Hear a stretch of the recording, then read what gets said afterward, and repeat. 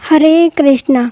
आज बहुत ही शुभ दिन है। आज 28 जुलाई 2025 को सावन का तीसरा सोमवार है और आप सभी को सावन सोमवार की हार्दिक शुभकामनाएं।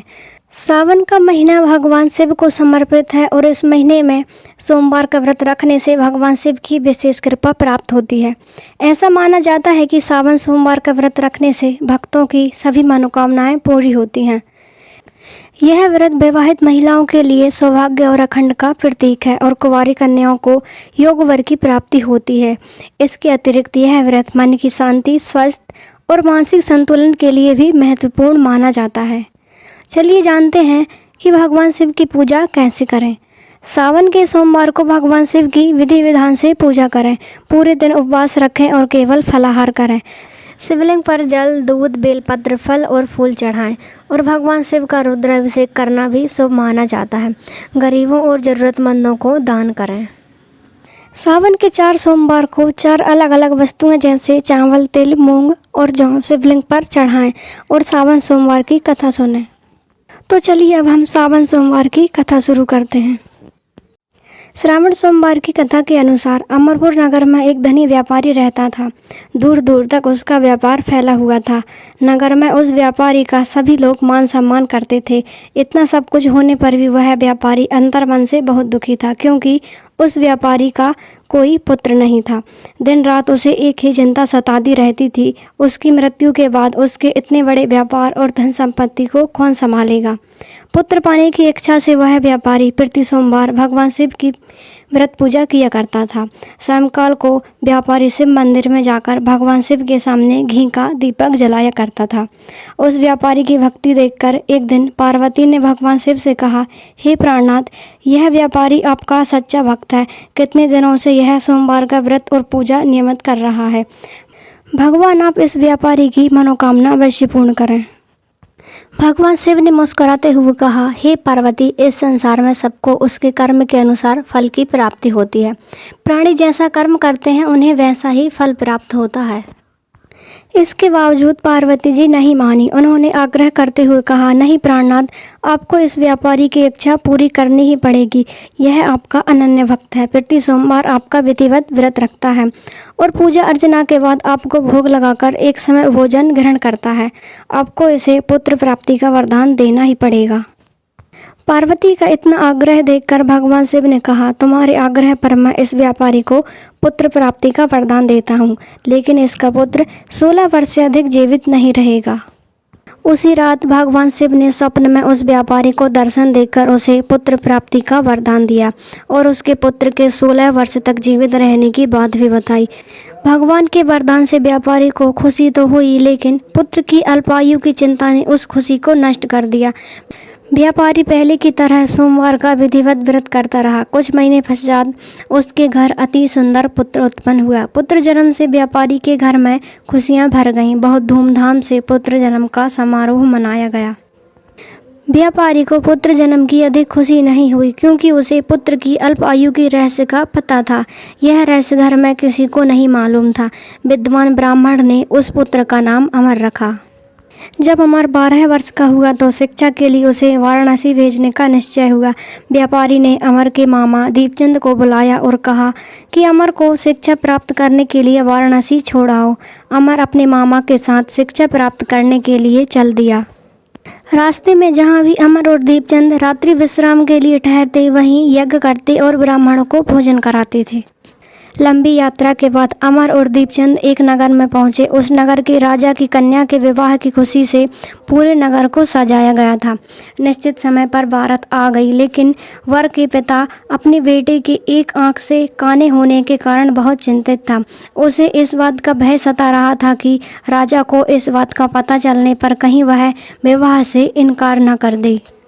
इससे उसकी बदनामी होगी। वर के पिता ने अमर को देखा तो उसके मस्तिष्क में एक विचार आया। उसने सोचा कि उन्हें इस लड़के को दूल्हा बनाकर राजकुमारी से विवाह करा दूं। विवाह के बाद इसको धन देकर विदा कर दूंगा और राजकुमारी को अपने नगर में ले जाऊंगा। वर के पिता ने इसी संबंध में अमर और दीपचंद से बात की। दीपचंद ने धन मिलने की लालच से वर के पिता की बात स्वीकार कर ली। अमर को दूल्हे के वस्त्र पहनाकर राजकुमारी चंद्रिका से विवाह कर दिया गया। राजा ने बहुत सा धन देकर राजकुमारी को विदा किया। अमर जब लौट रहा था तो सच नहीं छिपा सका और उसने राजकुमारी की ओढ़नी पर लिख दिया, राजकुमारी चंद्रिका, तुम्हारा विवाह तो मेरे साथ हुआ था। मैं तो वाराणसी में शिक्षा प्राप्त करने जा रहा हूँ। अब तुम्हें जिस नवयुवक की पत्नी बनना पड़ेगा वह कान्हा है। जब राजकुमारी ने अपनी ओढ़नी पर लिखा हुआ पढ़ा तो उसने काने लड़के के साथ जाने से इनकार कर दिया। राजा ने सब बातें जानकर राजकुमारी को महल में रख लिया। उधर अमर अपने मामा दीपचंद के साथ वाराणसी पहुंच गया। अमर ने गुरुकुल में पढ़ना शुरू कर दिया। जब अमर की आयु 16 वर्ष पूरी हुई तो उसने एक यज्ञ किया। यज्ञ की समाप्ति पर ब्राह्मणों को भोजन कराया और खूब अन्न वस्त्र दान किए। रात को अमर अपने शयन कक्ष में सो गया। शिव के वरदान के अनुसार सियानावस्था में ही अमर के प्राण पखेरु उड़ गए। सूर्योदय पर मामा अमर को मृत देखकर रोने पीटने लगा। आसपास के लोग भी एकत्रित होकर दुख प्रकट करने लगे। मामा के रोने विलाप करने के स्वर समीप से गुजरते हुए भगवान शिव और माता पार्वती ने भी सुने। पार्वती जी ने भगवान से कहा, प्राणनाथ, मुझसे इनके रोने के स्वर सहन नहीं हो रहे, आप इस व्यक्ति के कष्ट को अवश्य दूर करें। भगवान शिव ने पार्वती जी के साथ अदृश्य रूप में समीप जाकर अमर को देखा तो पार्वती जी से बोले, पार्वती, यह तो उसी व्यापारी का पुत्र है जिसे मैंने 16 वर्ष की आयु का वरदान दिया था। इसकी आयु तो पूरी हो गई है।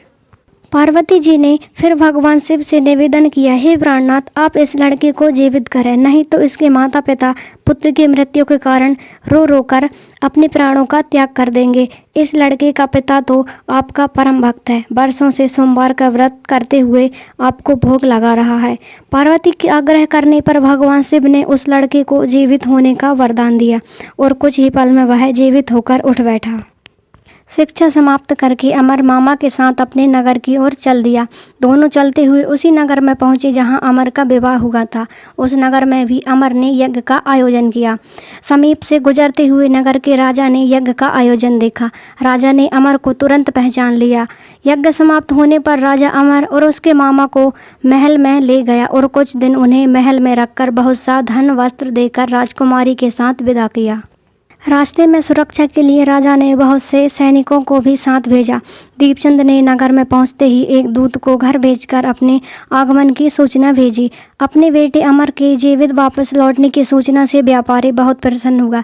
व्यापारी ने अपनी पत्नी के साथ स्वयं को एक कमरे में बंद कर रखा था। भूखे प्यासे होकर व्यापारी और उसकी पत्नी बेटे की प्रतीक्षा कर रहे थे। उन्होंने प्रतिज्ञा कर रखी थी कि यदि उन्हें अपने बेटे की मृत्यु का समाचार मिला तो दोनों अपने प्राण त्याग देंगे। व्यापारी अपनी पत्नी और मित्रों के साथ नगर के द्वार पर पहुंचा। अपने बेटे का विवाह का समाचार सुनकर पुत्रवधू राजकुमारी चंद्रिका को देखकर उसकी खुशी का ठिकाना ना रहा। उसी रात भगवान शिव ने व्यापारी के स्वप्न में आकर कहा, हे श्रेष्ठी, मैंने तेरे सोमवार के व्रत करने और व्रत कथा सुनने से प्रसन्न होकर तेरे पुत्र को लंबी आयु प्रदान की है। व्यापारी बहुत प्रसन्न हुआ। सोमवार का व्रत करने से व्यापारी के घर में खुशियां लौट आईं। शास्त्रों में लिखा है कि जो स्त्री पुरुष सोमवार का विधिवत व्रत करते हैं और व्रत कथा सुनते हैं उनकी सभी इच्छाएं पूरी होती हैं। इस प्रकार यह कथा पूर्ण हुई। आशा है कि आप सभी ने यह कथा ध्यानपूर्वक सुनी होगी और इस व्रत कथा के महत्व को समझा होगा। वीडियो पसंद आई हो तो वीडियो को लाइक और चैनल को सब्सक्राइब अवश्य करें। धन्यवाद।